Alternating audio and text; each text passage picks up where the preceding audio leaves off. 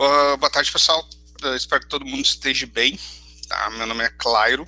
Eu sou aqui de Porto Alegre, da região de Porto Alegre. Eu atuo hoje como arquiteto de soluções em nuvem. Tá? Então, como parte do delivery da empresa, eu acabo utilizando muito Terraform para poder agilizar algumas tarefas minhas do dia a dia. Tá? Então, por isso que eu trouxe esse conteúdo hoje. Eu criei essa palestra porque eu tenho visto muita questão de segurança trabalhando com Terraform, melhores práticas. Então, da maneira correta, na realidade, é trazendo um pouco de boas práticas para dentro do Terraform. Tá? Essas boas práticas é constituída lendo outros materiais de outras equipes que trabalham bastante com Terraform, tanto no Brasil quanto na gringa. Então, eu montei essa palestra para poder compartilhar um pouco desse conhecimento. Tá? Na agenda de hoje, a gente vai tocar um pouco sobre Terraform, conhecer ele um pouco mais a fundo. Não é introdutório, tá? Mas é mais para ter um contexto. A gente vai, para poder entrar aí sim na parte de reutilizando códigos, tá? E também na parte de trabalhando com cofres e trabalhando com armazenamentos, tá? Que seriam os famosos back-ends para quem já trabalha com o Terraform. Então, o Terraform é uma ferramenta de código aberto, ela é desenvolvida pela Hash, tá? É uma empresa americana. Ela é construída em linguagem declarativa, ou seja, tu vai declarar os módulos que tu vai precisar usar, indicando quem são os provedores e os alias para aí sim criar-se as funções, tá? Simplifica a criação de infraestruturas baseadas tanto em ambientes em nuvem, cloud computing, quanto em ambientes locais. Tu utiliza ele para provisionar, alterar e versionar infraestruturas de forma segura e eficiente, tá? O Terraform é uma excelente ferramenta de provisionamento. Ela também faz alguns trabalhos em cima de configuration, só que ela não é uma ferramenta específica de configuração, tipo Puppet, Tiff, Ansible, Salt, ou N outras ferramentas de configuration. O foco dela é ser mais uma ferramenta de provisionamento. Por que usar o Terraform, tá? O Terraform, primeiro, porque ele é de código aberto, open source, então tem uma galera por trás, uma comunidade por trás apoiando, criando novas features, ajudando, tá? Ele é agnóstico, ou seja, ele não foi desenvolvido por uma plataforma de tecnologia única, ele não foi desenvolvido por um único benchmark de mercado. Ela foi desenvolvida para se atuar com vários, então ela não tem maiores features para um do que para outros, praticamente. As features que tu consegue usar em um, tu consegue reaproveitar em outros, é claro, mudando um pouco a forma declarativa do código, mas então ela trabalha dessa forma agnóstica. Ela possui uma configuração imutável, tá? Ou seja, se tu está construindo um recurso, por exemplo, e quer alterar esse recurso depois de construído, tu consegue fazer essa alteração, porque o Terraform ele vai provisionar esse ambiente novamente. A única questão que tem que ter cuidado é que se a configuração que tu queira adicionar a mais em cima do recurso, o provedor não consegue fazer porque já foi criado, o Terraform, o que ele vai fazer? Primeiro ele vai destruir aquele ambiente, aquele recurso em si, e vai recriá-lo com a nova posição. Então, tu consegue sim fazer algumas alterações, mas tem que mediar os riscos que tu vai estar fazendo daquelas alterações. Tá? E ele ajuda na questão de agilidade e escalabilidade do teu ambiente, então para transformação digital, Azure, para quem usa DevOps, por exemplo, eu uso bastante o Azure DevOps, tá? Vocês vão ver que basicamente os códigos que eu vou trazer, a maior parte está em Azure, porque Azure é mais a minha plataforma que eu trabalho. Mas ele atua em outras plataformas, tá? Não é só uma coisa, não, ele é específico para Azure. E dentro de pipelines, tu consegue chamar APIs para chamar o Terraform para escalar o ambiente, ou reconstruir o ambiente demo a partir de um ambiente de produção. Então, toda essa agilidade e segurança tu ganha utilizando o Terraform. Provedores, cara, eu trouxe uma lista pequena de provedores aqui que foi que eu mais trabalho, tá? Mas existem bastante outros, tá lá no site do Terraforming Providers, todos que eles têm capacidade de trabalho. Em nuvem, basicamente, AWS, Amazon, Azure, GCP, Alibaba, Oracle e outros players de nuvem também, mas eu basicamente trabalho mais com esses, mais focado em Azure, mas trabalho mais com esses. Aplicação em infra utilizo bastante com Kubernetes e Docker, para fazer deploy automatizado de container. Uso bastante o Terraform mesmo para provisionar alguns plugins de Terraform que eu utilizo. E também RabbitMQ, que é uma gerenciador de fila, que eu mais utilizo hoje para gerenciar filas. Então eu consigo criar automações e provisionamentos em cima de Terraform com RabbitMQ. E dentro de network, a Akamai e CloudFormation são os que eu mais trabalho, tá? Mas aí tem Cisco, tem Checkpoint, tem F5, tem outros N produtos dentro de network, e tem outros N provedores que estejam disponíveis para usar o Terraform para provisionar infraestruturas, tá? Esses aqui são alguns que eu trouxe para demonstrar. Como funciona a estrutura de arquivos, tá? Terraform, tu pode tanto criar até um único arquivo principal com extensão .tf, com todo o teu código, como tu pode ter segmentações de arquivos por recursos. Por exemplo, tem um arquivo específico para todos os recursos de rede, tem um arquivo específico para todos os recursos de web app que tu vai usar, para toda a parte de armazenamento. Então, tu consegue fazer essas estruturas aqui, que eu recomendo, tá? Eu recomendo fortemente tu seccionar o teu ambiente sempre em desenvolvimento, tu ter um ambiente produtivo, o ambiente de desenvolvimento, tu consegue trabalhar com tags de workloads dentro do Terraform para dizer quais são recursos que é desenvolvimento, quais são recursos que é produção, para quando tu for aplicar uma alteração nos arquivos, tu possa aplicar somente nos arquivos de desenvolvimento, se for o caso, ou somente no de produção, tá?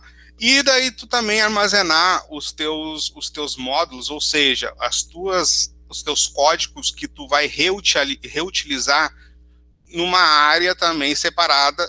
Para quê? Para que quando a equipe, o time, ou você mesmo for chamar o módulo, tu tenha os acessos facilmente, não precisa estar mudando os arquivos de lugar, ou escrevendo grandes extensões de source, procurando arquivos em outros locais, tá? Então, essa aqui a estrutura de arquivos, é uma estrutura que eu sigo bastante e recomendo vocês para quem usa Terraform no ambiente produtivo, tá? Segmentar bastante, segmentar em projetos, em regiões, talvez em desenvolvimento, produção, para que você tenha maior controle do seu código de provisionamento. Como funciona o processo de provisionamento do Terraform? Primeiro, tu tem o código, né, a questão do código, codou ele, desenvolveu, ok. Primeiro passo que tu vai fazer, a primeira vez, tu vai fazer um init, Terraform init, que depois eu vou demonstrar na demo, que é a inicialização desse código, ou seja, o Terraform ele vai ler o código, vai ver quais os plugins de provedores tu precisa, e vai baixar eles para o diretório onde tu está rodando. Para quê? Para que tu possa começar a executar os planos de provisionamento. Tá? Para executar o plano de provisionamento, tu vai usar o Terraform Plan. Tá? O que ele vai fazer? Ele vai pegar todo aquele teu código, vai segmentar e vai dizer, ó, eu vou executar tudo isso, eu vou criar tudo isso aqui, ou vou alterar, ou vou destruir isso aqui. Tá? Minha dica nesse, cara, usa sempre o out para dentro de uma variável. Por quê? Porque se mais de uma pessoa estiver mexendo nesse código, tá? Tu não tem perigo dele alterar depois que tu fez o planejamento e executar uma alteração que não estava no seu background, não estava no seu olhar.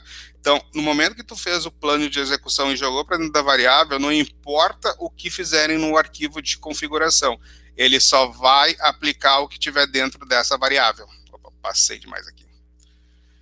E depois sim, depois Terraform Apply, a tua variável ele vai praticamente aplicar somente aquilo que tu fez aqui desse plano de execução, tá? E daí sim, começa o provisionamento. Para destruir o ambiente, tu pode tanto destruir o ambiente todo, quanto pode destruir um recurso só. Destruir um recurso só é basicamente tu ir lá e remover o recurso que tu quer destruir e fazer o plano e a aplicação de novo. Destruir o ambiente total, tu usa Terraform Destroy, ele vai te listar o que ele vai destruir e vai te perguntar se é exatamente aquilo que tu está querendo fazer. Tu vai dar um yes, vai confirmar, e aí sim, aí ele vai destruir esse ambiente. Tu pode reprovisionar ele depois a partir do mesmo arquivo, não tem problema, porque as informações vão estar no arquivo de state dele, que depois eu vou mostrar para vocês também. Então tu vai conseguir recriar de novo. Exemplos de recursos para o provider, tá? Aqui eu trouxe um brief mesmo para a gente conhecer, para vocês conhecerem, ou quem não trabalha ainda, né, para conhecer como funciona essa questão de providers. O recurso, e o resource e o alias é padrão, tá? E o que vai mudar realmente, de acordo com o provedor, é o serviço que tu está querendo provisionar dentro do ambiente em si que tu vai usar o Terraform. E o conteúdo desse cara, pode ver, aqui existe uma diferença de VPC da AWS para Azure. Para criar um Virtual Network na Azure, tu precisa de algumas informações a mais, então tu tem que declarar essas informações, tá? Justo nome, grupo de recursos, região, o address space. E também vocês podem chamar outras partes do código dentro de um recurso, ou seja, quando tu cria um outro recurso, tu cria um alias, que é tipo um objeto e ele tem várias propriedades, daí tu consegue reaproveitar essas propriedades em outra parte do código. Mas, claro, já tem coisas existentes no meu ambiente e quero puxar para o Terraform, não tem problema, tu pode tanto importar uma série de recursos, quanto tu pode ler um recurso específico. A única questão é, tu não usa mais resource, tu vai usar o data, porque o data ele vai buscar o tipo de recurso que tu quer ler lá dentro do teu ambiente atual, que já exista ou não foi criado pelo Terraform. Tu vai dar um alias, que vai ser o alias que ele vai passar a ter o objeto que ele vai passar a ser dentro do teu código de Terraform com as propriedades. E tu pode também associar outro data, que tu já, por exemplo, eu fiz um data para buscar os meus grupos de recurso lá no meu ambiente em nuvem. Ok, tu pode associar isso e usar ele dentro de um data para puxar outro conteúdo, tá? Saída. A saída, na realidade, é um arquivo de output que tu vai printar na tela ou devolver num JSON, conforme, preciso que saia o IP público desse recurso dentro de um JSON que eu vou usar numa ferramenta de configuração. Ok, tu consegue usar um output para isso e consegue jogar essa saída para dentro de um arquivo JSON, como tu consegue simplesmente printar ela na tela. Então, bem, vamos começar então com a parte de módulos, que é a parte que a gente começa a trabalhar com a reutilização dos códigos, tá? Que é uma das dicas importantes, uma das boas práticas que vocês deveriam pensar em utilizar se já não usam e continuar utilizando se já usam, né? Como é a estrutura dos módulos? Os módulos, eles vêm com 3 arquivos básicos que tu vai criar. O main, basicamente, os nomes, cara, fica a critério de vocês, tá? Eu tô trazendo o padrão.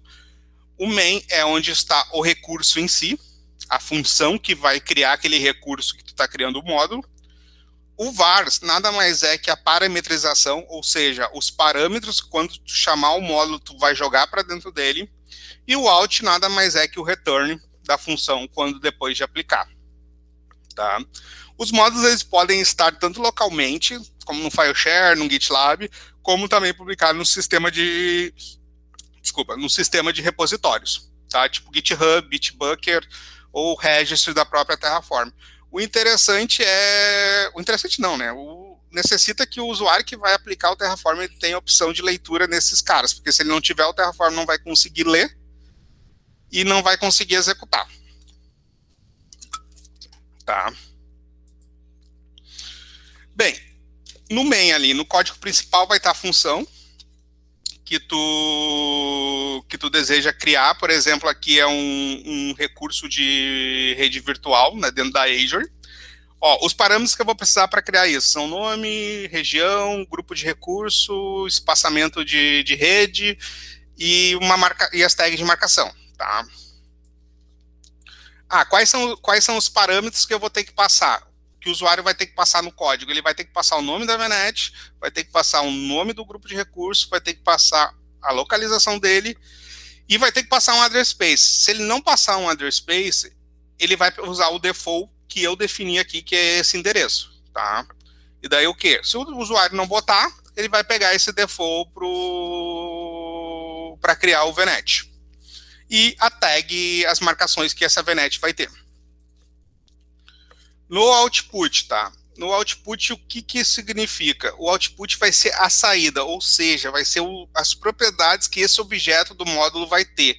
Tu pode utilizar isso aqui para várias coisas, na realidade, mas o principal, ou printar na tela, ou utilizar em outro recurso para criar, tá? O importante é assim, cara, ele não cria todos os recursos que o objeto em si tem, tá? Ele cria somente o que tu pediu para criar. Então, por exemplo, se eu não botei VNet Location, se eu não botei VNet Address Space e quiser chamar lá no meu código essa função e retornar esse valor, ele não vai ter esse valor para retornar. Então, ele vai te dar erro. Então, o importante é sempre quando tu pensar no módulo, é tu devolver as saídas que tu precisa para chamar em outro código. E o bom disso é que depois de tu criar esse módulo, só chama o módulo, tu não precisa recriar todos os códigos de novo atrás, entendeu? É muito mais prático para tu reutilizar o código. Então aqui está um exemplo de um pedaço de código normal para criar essa nossa lab de VNet. Eu tenho um provider aqui, que é o Azure RM, tem um data que vai ler um grupo que já existe na minha subscrição lá na Azure, que é o Terraform _confloss, e vai me chamar o módulo de criação de VNet. Ele vai apontar onde ele está hospedado os arquivos, no caso aqui no meu, está no local, vai me passar o nome, as informações de grupo de recurso e locações, ele vai puxar do data que ele leu em cima, e o address space e as marcações. O que ele vai me devolver na tela? Ele vai me devolver na tela o nome da VNet e o VNet ID dela, tá? Então, aqui eu tenho basicamente um GIF mostrando como a gente faz a inicialização, né? Eu quero mostrar uma coisa para vocês, por isso que eu botei. Ó, ele vai inicializar o módulo que eu puxei na inicialização do módulo, tá? Eu acho que eu tenho uma imagem aqui melhor. Se tu, depois de inicializar, fizer o Terraform init, e depois disso tu alterou e adicionou outro módulo, tu precisa rodar o Terraform init de novo para ele poder carregar o módulo que tu precisa, tá? E daí ele vai carregar também os plugins do Azure RM que eu preciso para executar os códigos. Se eu não especifiquei um plugin específico, uma versão específica, ele sempre vai baixar o último. Aqui eu fiz um GIF para ele mostrar um pouco como ele cria os diretórios, tá? Dentro do Azure, ele vai criar dentro da minha pasta, ele vai criar uma pasta chamada .terraform, é um arquivo oculto dentro do sistema, tá? E aqui dentro ele vai armazenar a chamada dos meus módulos e a chamada dos meus plugins. Então a gente vai executar o planejando, tá? Que vai fazer aquele processo que eu falei para vocês, ele vai planejar tudo que vai ser executado e vai jogar dentro, e eu estou mandando ele jogar dentro de uma variável chamada demo, tá? Que ele vai, daí sim, ele vai ler tudo que eu tenho, que ele precisa fazer e tudo que ele vai criar. Aqui eu tenho uma visão melhor disso, tá? Que, ó, ele leu o grupo de recursos que eu mandei ele ler lá dentro da minha subscrição e ele vai criar um módulo de VNet com as informações. Tá vendo que aparece no after apply? Quer dizer que essas informações ele ainda não tem, ele só vai ter depois de criar. E por fim, sim, ele dá o apply na construção, tá? E daí, sim, ele diz que o ambiente foi construído e coisa e tal. Aqui eu tenho uma visão melhor que mostra, ó, ele completou, adicionou um recurso e devolveu para mim em print na tela a parte de VNet ID, desculpa, e VNet Name, Tá, então aqui os outputs que eu falei. Se eu quisesse jogar para dentro de um arquivo de configuração JSON, eu poderia jogar para um arquivo de configuração, poderia, por exemplo, provisionei várias máquinas, vários servidores Linux, e quero jogar todos os outputs de saída para dentro do meu hosts, para mim aí sim executar o Ansible. Tu consegue selecionar isso também para ele criar os arquivos hosts certinho, para tu poder rodar o Ansible e começar a tua configuração, tua rotina de configuração. Vamos falar agora um pouco sobre cofres, tá? O Terraform trabalha com alguns cofres a mais, tá? Não são muitos, mas tem mais o sistema de cofre da AWS, que por trás, na realidade, é mais um HashiCorp Vault. Então, como ele trabalha com Vault, ele vai trabalhar com a AWS, tá? E ele também trabalha com o KMS da Google e o Azure Key Vault, tá? Por que trabalhar com cofre? Por 4 questões que eu julgo muito necessárias. Como eu trabalho, eu cuido muito da segurança dentro dos ambientes onde eu entrego, onde eu faço minhas entregas. Uma, gerenciamento de identidade. Cara, eu tenho um controle melhor das minhas identidades de acesso aos meus ambientes. Entendeu? Tanto hash, quanto keys, quanto chaves, quanto keys, quanto segredos, quanto certificados. Dados sensíveis, eu não preciso expor dados sensíveis dentro do código. Eu não preciso expor senhas, eu não preciso expor identificadores de certificados digitais, de aplicação dentro do código. Eu posso apontar dentro do código do Terraform onde eles estão no Key Vault e ele busca essa informação. Controle de acesso. Geralmente, dentro dos cofres, eu consigo controlar quem acessa que tipo de código, que tipo de segredo, que tipo de chave, que tipo de hash, entendeu? Eu consigo ter essa granularidade no acesso. Automação, cara, eu consigo automatizar processos, por exemplo, vou criar uma VM para um serviço, sei lá, uma VM Linux, eu consigo fazer o Terraform, criar um usuário de forma randômica, criar uma senha de forma randômica, jogar essa informação dentro do meu cofre e jogar essa informação também na criação do recurso como administrador dessa VM. Ou seja, eu criei um sistema, uma VM, um serviço, imputei o usuário administrador, imputei a senha, armazenei no meu Key Vault, em nenhum momento eu expus essa informação dentro do código. Tá? Então aumenta a tua segurança relativamente para dados sensíveis dentro desse código.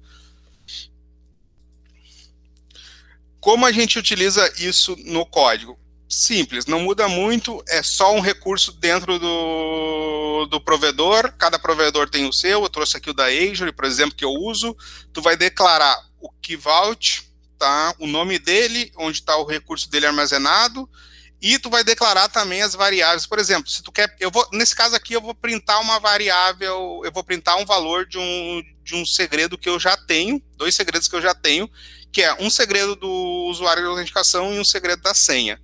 Então, nesse caso aqui, ele só vai ler os meus cofres e printar. Em nenhum momento eu vou precisar botar usuário e senha para isso, tá?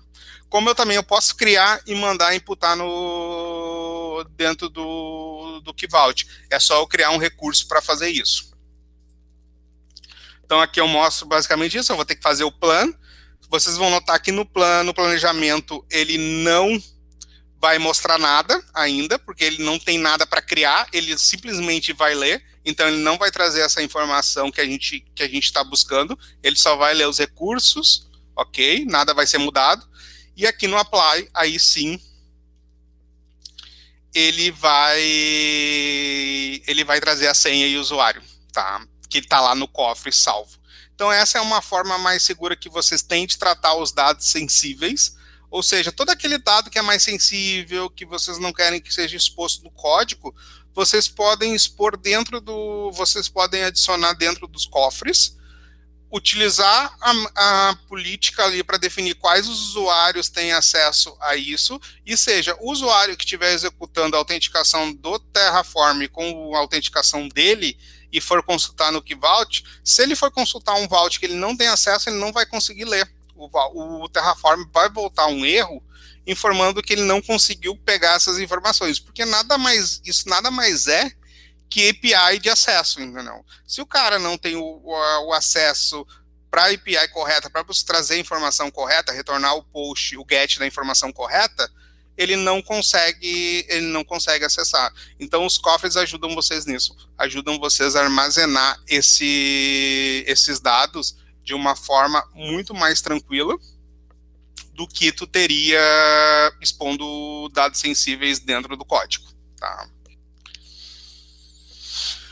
Um outro ponto que a gente tem que falar bastante, que é sobre back-ends, é como a gente vai armazenar o TF state. Dentro do Terraform, ele gera um arquivo chamado tfstate.terraform, tá?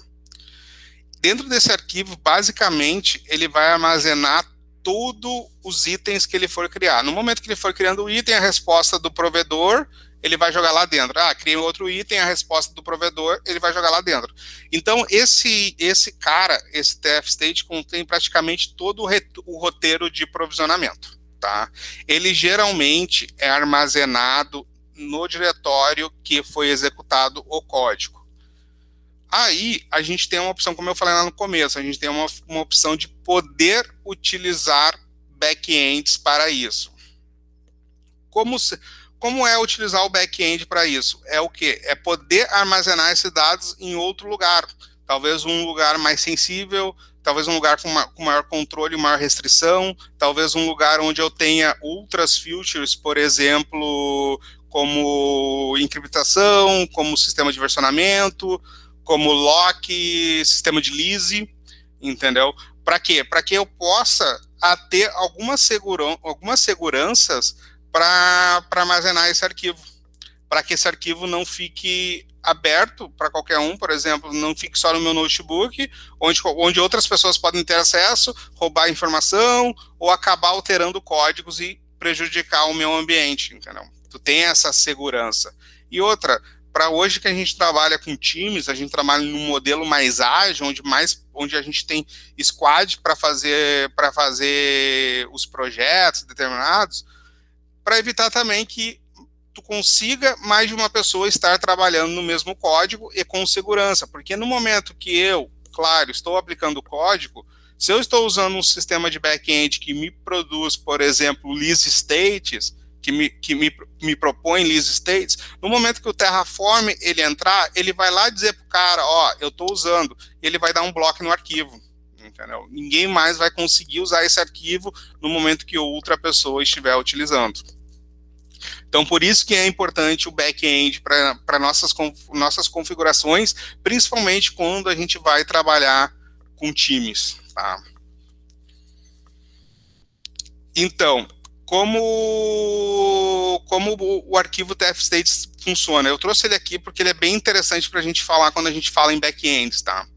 Esse é um arquivo de uma VM que eu criei há pouco tempo, tá? Eu até salvei ele para mostrar para vocês quais os tipos de informações que vai ser gerado nesse arquivo enquanto ele está rodando. Ele vai trazer informações básicas, por exemplo, isso aqui vai ser um tipo de máquina virtual, tá? Que vai ter um nome X, dentro do meu código do Terraform, o alias dele está chamando com DB, então ele sabe que ele tem que associar as propriedades dentro desse objeto, tá? Ele está chamando o meu provider lá dentro do registro terraform.io do HashiCorp Azure RM, tá? E ele está passando os atributos. Por exemplo, aqui temos admin password. Ele está mostrando em texto puro o password dessa máquina, de administração dessa máquina. Então, aqui embaixo, ele já mostra o admin username dessa máquina. Aqui ele vai trazer algumas informações de subscrição, coisa e tal, por isso que eu deixei blur. E aqui ele já traz as regras que estão compostas, tipo o RDP que está habilitado, qual IP público. Então, se o atacante ele tem esse arquivo, ele já consegue, basicamente, acessar essa VM, tá? Porque esse arquivo, praticamente, ele traz em texto puro. Quando a gente começa a usar o cofre, que eu falei lá atrás, essa informação aqui, para o Terraform, ele sabe que isso ele tem que buscar um outro recurso em outro lugar, entendeu?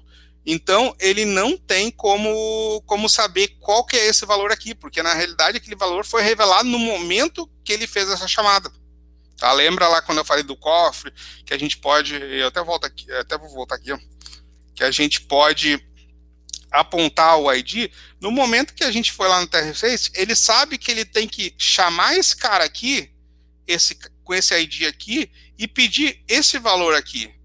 No código, no TF-State, ele não vai estar mostrando qual que é esse valor aqui.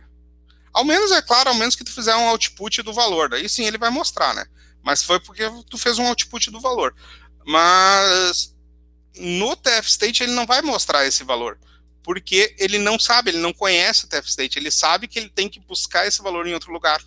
Então, por isso que eu falo que quando usar cofres, te aumenta muito a proteção dos teus dados sensíveis dentro do teu back-end.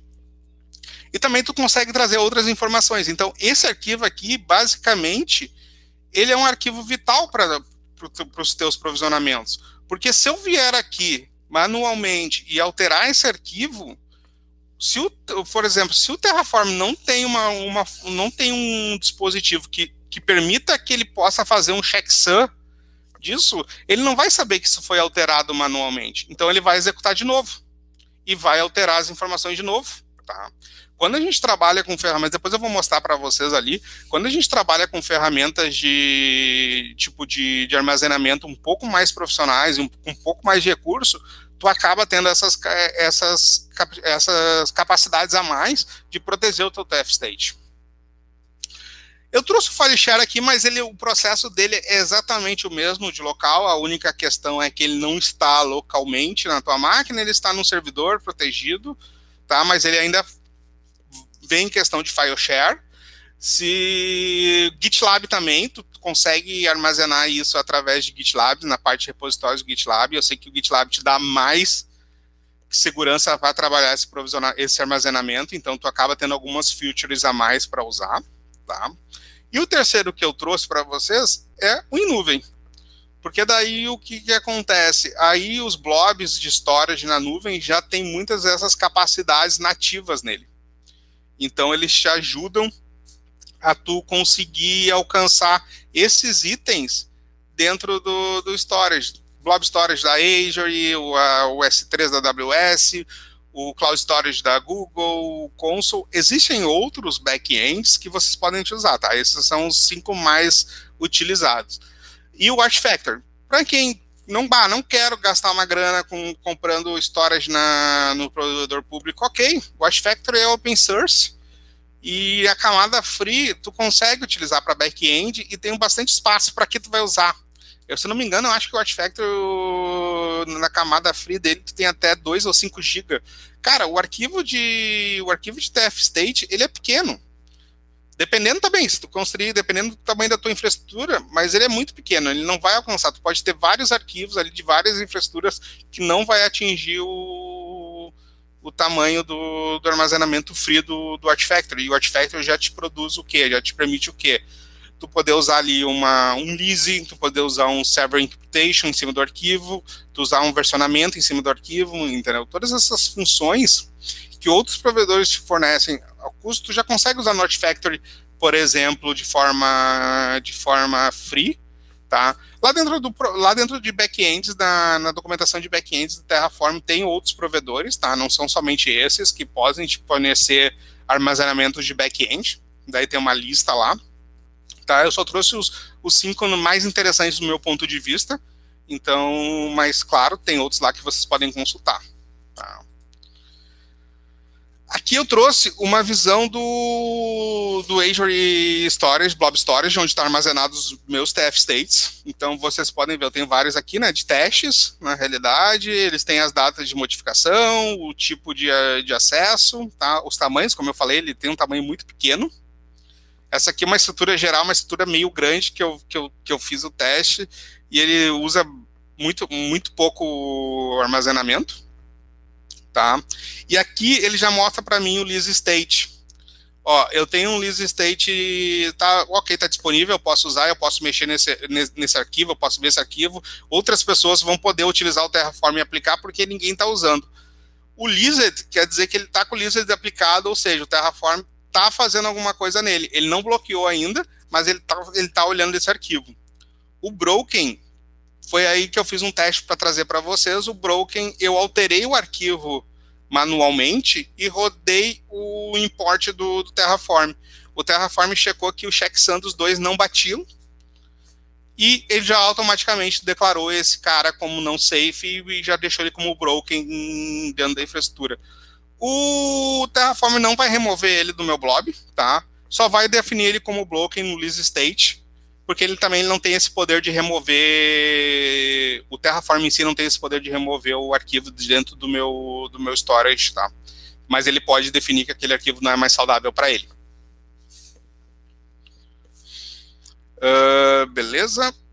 Então aqui é o back-end dentro do código. Como a gente vai chamar isso no código, a gente faz por duas partes. Uma, a gente declara ele no nosso código, pode ser no nosso código principal, ou a gente pode ter um código especificamente para declarar o back-end, não tem problema.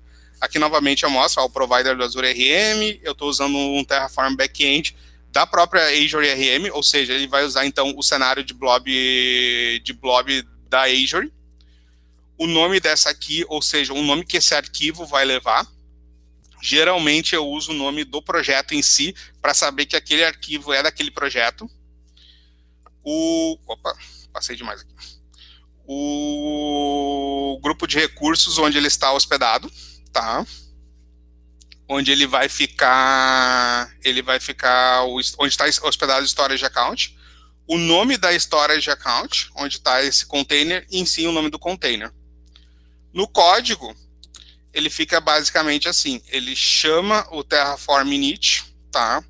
E aplica algumas configurações para chamar, para construir, para informar na inicialização do Terraform que esse código vai usar back-end. Ele chama a chave de acesso da minha storage account, a storage account name, que eu vou precisar, e o container name. Esse tipo de configuração é as configurações que eu preciso para rodar o back-end dentro dos blob storage da Azure, tá? Se eu for usar o back-end de outro provedor, eu vou ter outros acessos que eu vou precisar. Por exemplo, o Artifactory, se eu não me engano, ele pede o nome do usuário e mais um hash daquele usuário para autenticar. Então, tu vai ter que expor isso para dentro do código. Tu pode expor isso de duas formas. Ou expor em texto puro, através de variável, ou fazer através de cofre, que nem eu vou mostrar aí na demo, como eu fiz. Qual que é a visão do arquivo em si depois de criado dentro do storage, tá? Como ele vai ficar? Ele vai me trazer aqui o nome do arquivo, Terraform State, vai me trazer algumas informações, e são informações que o próprio blob da Azure me fornece, tá? Eu marquei que eu queria esse blob, desculpa pessoal, eu marquei que eu queria esse blob com encriptação. Então, esse arquivo vai estar encriptografado, só o meu usuário vai conseguir descriptografar o arquivo, desculpa. Qualquer outro usuário que tentar acessar sem permissão através de qualquer tipo de ataque vai receber o arquivo criptografado. Pode ver aqui, ó, o list status dele, ele está como unlocked, ou seja, ele está destravado, o Terraform não está usando nesse momento, então eu posso abrir ele, ver o conteúdo, ver o que eu preciso dele, tá?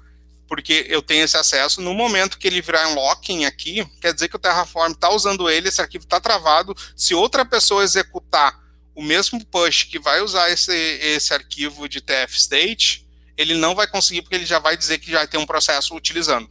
Então isso aumenta, como eu falei, a segurança de duas pessoas não alterarem o mesmo código e acabar fazendo uma bagunça dentro do ambiente.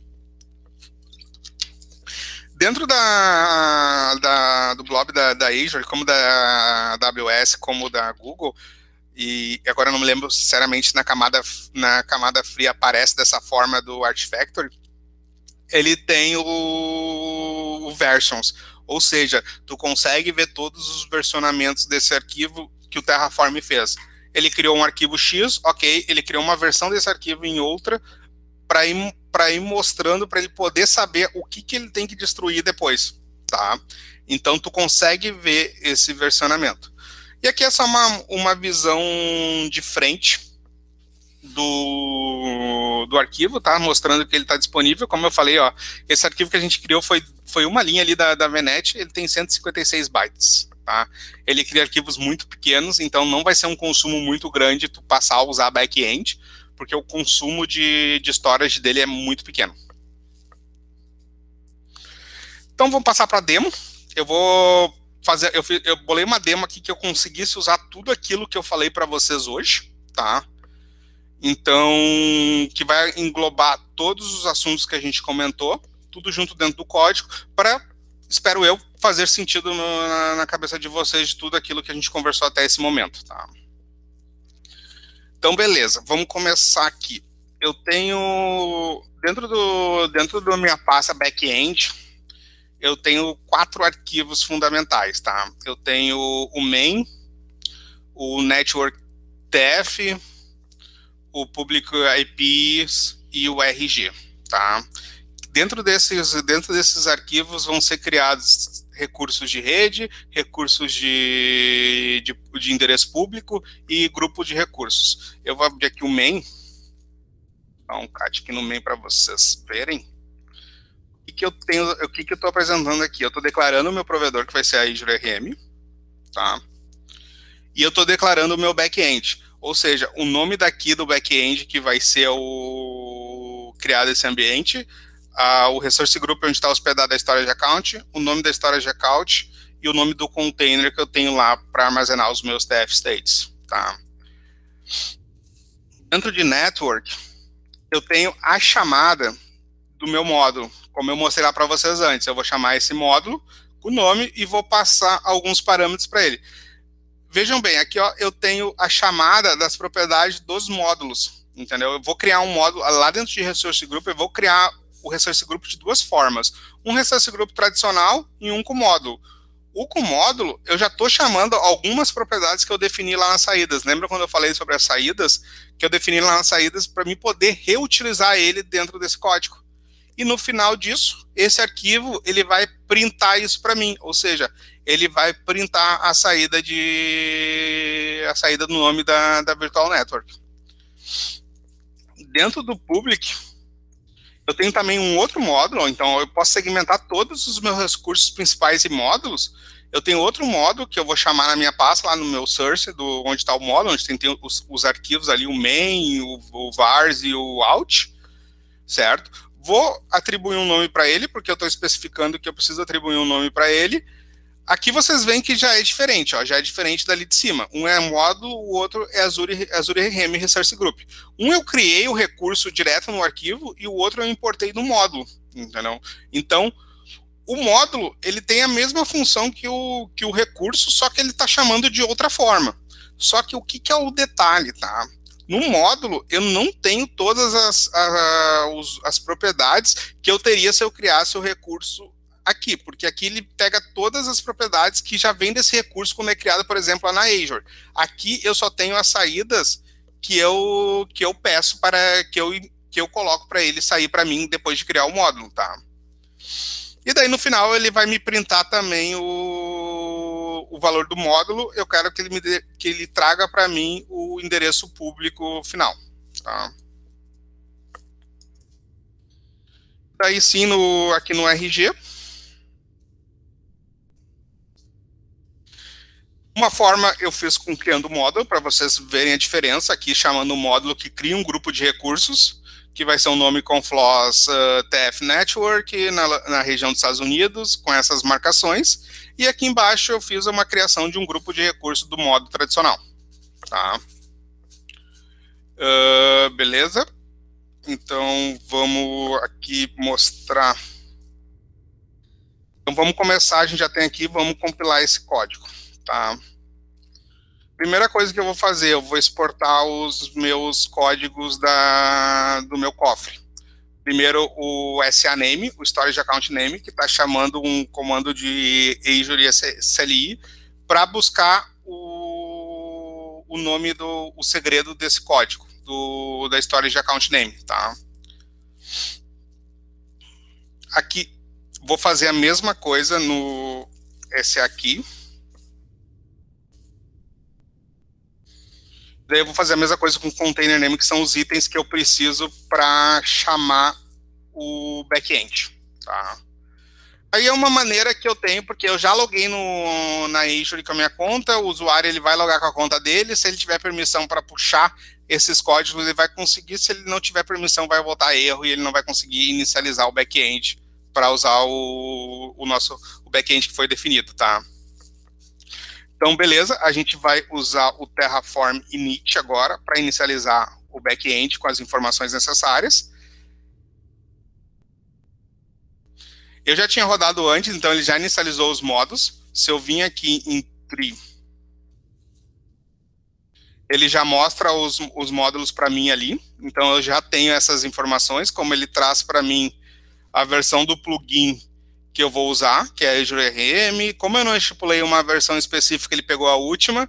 No kernel que eu vou rodar, no caso eu estou usando Mac, então o kernel é o Darwin. Se for Linux, ele vai trazer o kernel do Linux ou o kernel do Windows que está rodando. E o provider em si, tá? Esse Terraform State que ele cria aqui não é o arquivo onde vai ficar os dados, é um arquivo só de base dele, para ele saber onde estão os arquivos que ele precisa puxar dos módulos, tá? Então a gente vai fazer o Terraform Plan, se Deus é pai, tudo vai funcionar. Ele vai começar a carregar, ó, ele já botou o arquivo em lock, tá? Ele está começando a carregar, vendo se ele precisa buscar algum conteúdo lá na Azure já, se ele não tem, ele vai nos printar o que ele vai começar a construir. Então, ele vai construir o Public IP, ele vai construir VNets, ele vai construir Resource Groups, e ele vai devolver para nós, por exemplo, o Public IP.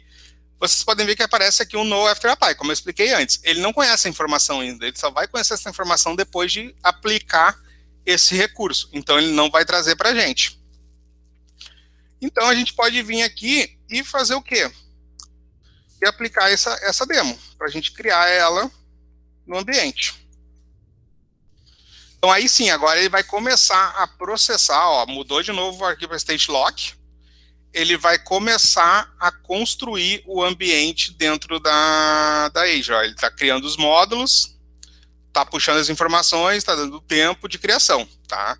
O tempo de criação dentro do Terraform é documentado, cada provedor, cada item tem um tempo específico de timing, tá? Por exemplo, eu vou trazer um conceito de Azure, tá? Para criar um VNG, que é um Virtual Appliance para fazer IPsec, ele leva de 28 a 38 minutos. Então, lá dentro do provider do Terraform, o timing dele, de timeout, de morrer a conexão por não conseguir criar, é até 50 minutos.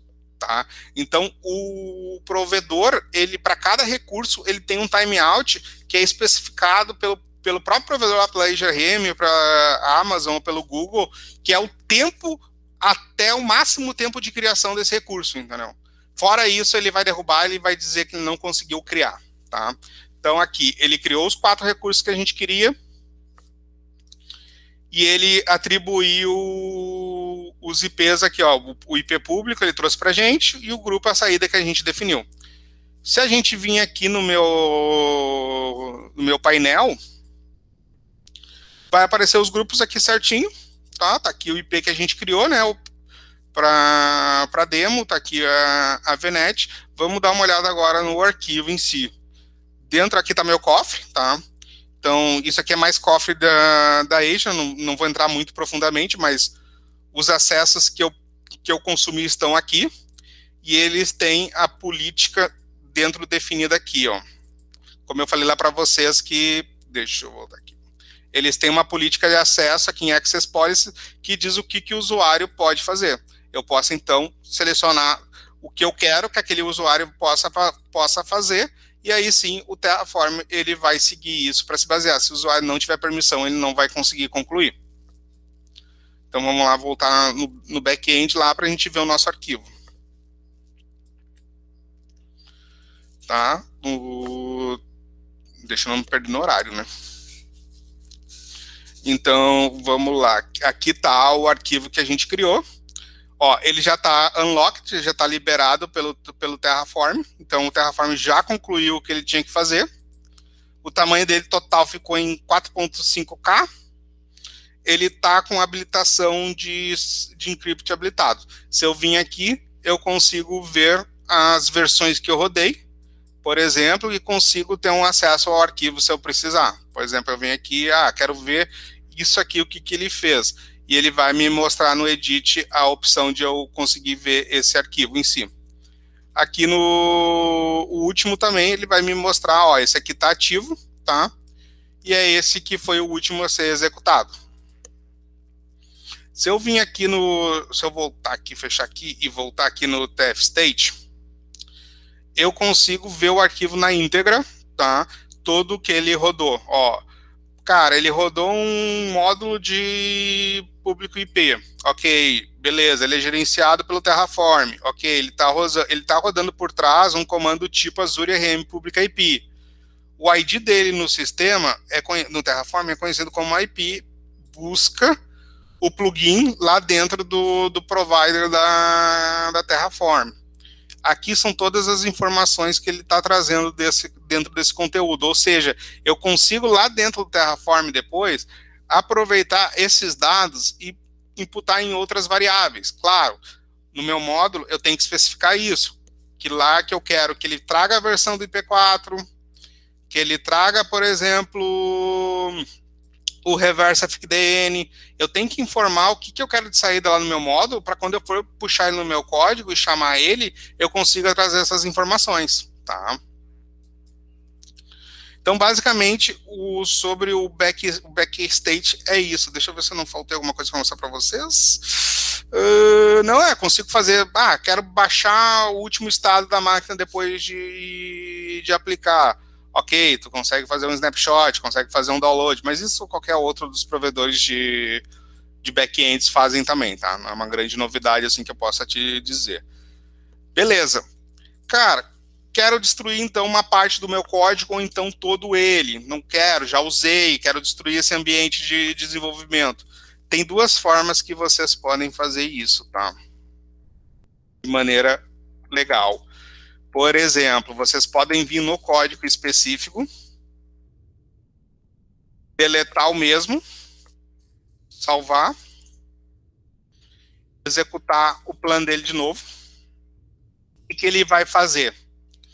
Ele vai planejar e ver o que de diferente aconteceu nos arquivos, entendeu? No caso, a gente deixou de ter um arquivo em si, a gente deixou de ter um item no arquivo em si. Então, ele vai trazer todas as mudanças. Ó, a gente removeu o public IP. Então, ele vai destruir esse cara. Ele vai destruir esse cara na sequência. Ou seja, esse cara vai deixar de existir quando eu aplicar. Então, eu venho aqui, dou um Terraform, apply demo. O que ele vai fazer? Ele vai realmente destruir somente esse recurso, tá?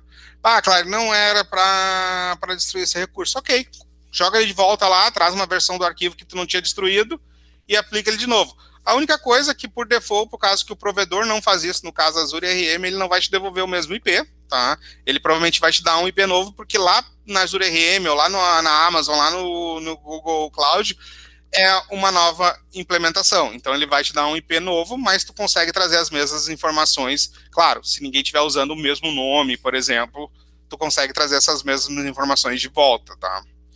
Então, ele vai começar a destruir o ambiente. Ó, novamente, ele botou o arquivo. Se a gente vir aqui, eu acho que a gente consegue ver o arquivo em lock. Eu acho que ele não volta em tempo o suficiente, mas a gente consegue ver o arquivo em lock. Se é muito... porque ele já terminou, na realidade. Se é muito grande o destroy, a gente consegue ver o arquivo ficando em lock e a gente não vai conseguir mexer nele.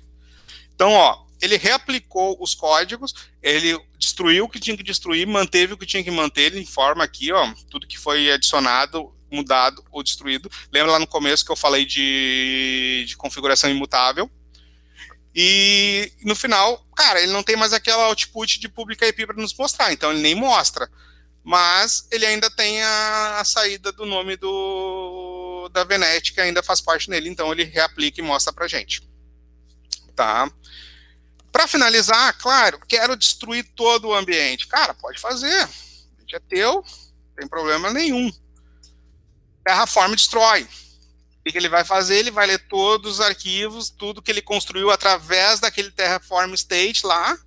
Ele vai puxar, ó, ele está botando lock. Cara, eu criei tudo isso, eu preciso destruir tudo isso. Vai te dizer o que ele tem que destruir.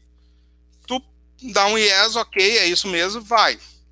Não quero confirmar, ok, só dá um Terraform, destrói, tem um parâmetro chamado traço alto, traço approve. Ele vai passar reto, ele nem vai te perguntar se tu quer realmente remover esse arquivo.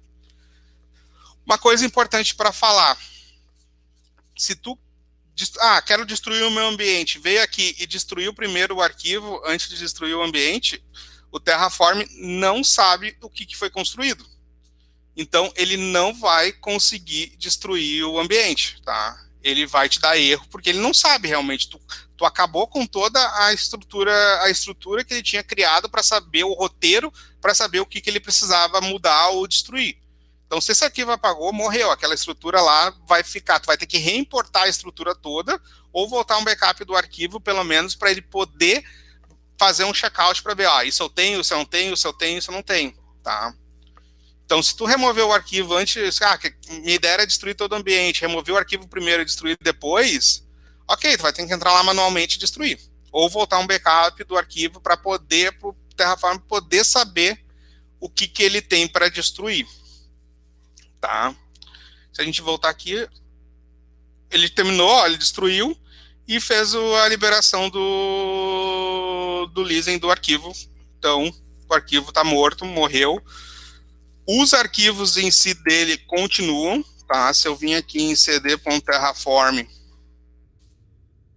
então, tri.terraform, os módulos e os plugins ainda continuam lá, tá? Então, se eu for aplicar de novo esse código, ele vai construir de novo, ele não precisa buscar essas informações de módulo, ao menos que eu adicionar um módulo novo. Se eu adicionar um módulo novo, aí eu vou ter que reinicializar para ele poder carregar esse módulo e alojar ele aqui para ele saber se orientar que isso é um módulo e não um recurso. Então, da minha parte, por hoje era isso, tá? Eu não sei se alguém tem alguma pergunta para fazer, pode fazer, fica à vontade, tá? Eu não sei, pessoal, Anderson, as perguntas são por microfone, são por chat? Tem limite aí, cara. Tá ouvindo. Acho que o Anderson não está me ouvindo.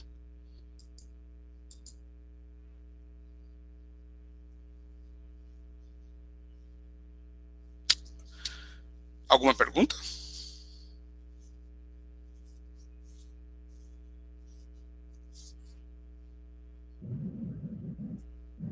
Bateu 15h45, a bola é sua. Estou te ouvindo. Oi, Clairo, tá me ouvindo? Muitas perguntas. Mas deixa o seu contato aí, que as pessoas entram em contato com você também, né? Eu já vi que você deixou. Isso, cara. Estamos no limite. Foi, cara. Eu deixei aí meus contatos. Cara, desculpe se eu estendi demais e vocês não têm oportunidade de perguntar agora pelo tempo, mas me procura aí, tem no meu LinkedIn, tem o meu Twitter, tá? Eu tô lançando agora no final do ano um canal de vídeo de Terraform. Com a pandemia, a transformação digital das empresas ficou muito mais rápido, então eu estou trabalhando direto, mas eu estou produzindo algum conteúdo para voltar lá no YouTube, então faz contato comigo no LinkedIn, me adiciona lá, que daí vocês estão por dentro dos meus artigos. Eu tenho muita coisa sobre Terraform, sobre Ansible, Salt, toda essa parte de agilização de construção de ambientes e provisionamento, tá? Então, já que o tempo está curto aí, pessoal, muito obrigado pela atenção. Desculpe qualquer coisa, às vezes eu falo muito rápido, desculpe se eu falei muito rápido. Talvez se ficou alguma dúvida, por favor, me contate, estou disponível para vocês. Para quem vai continuar nas palestras aí, boas palestras e um bom sábado. Pessoal da organização.